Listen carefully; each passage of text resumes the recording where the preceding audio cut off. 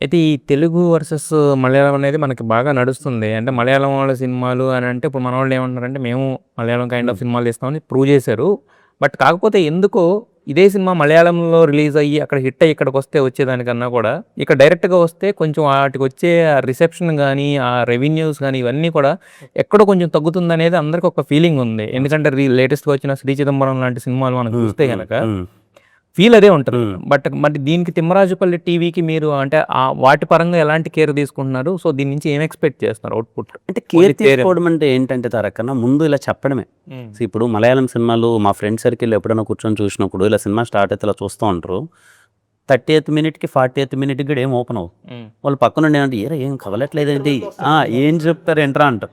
అదే మన తెలుగు సినిమా గాని 20 నిమిషాలకి స్టార్ట్ అవ్వకపోతే "రేయ్ ఎంతసేపు కూర్చోవాలిరా లేచి వెళ్ళిపోదామా" అంటాం. హ్మ్. అంటే మేబీ మనం ఆల్రెడీ మైండ్ కొంచెం దానికి ఫిక్స్ అయి ఉన్నాము. ఓకే వీళ్ళ సినిమాలు ఇక్కడ స్టార్ట్ అవుతాయి. ఆ ప్లాట్ వరకు వెయిట్ చేద్దాంరా మనం ఏం చెప్తాడు అని.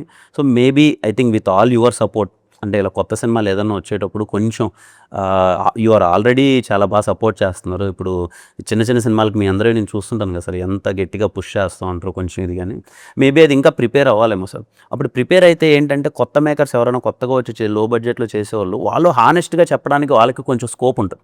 అంటే అరే లేదు మనం హానెస్ట్గా ప్రయత్నిద్దాం కొత్త ఎమోషన్ అనేది చెప్దాము అన్నది అవుతుంది.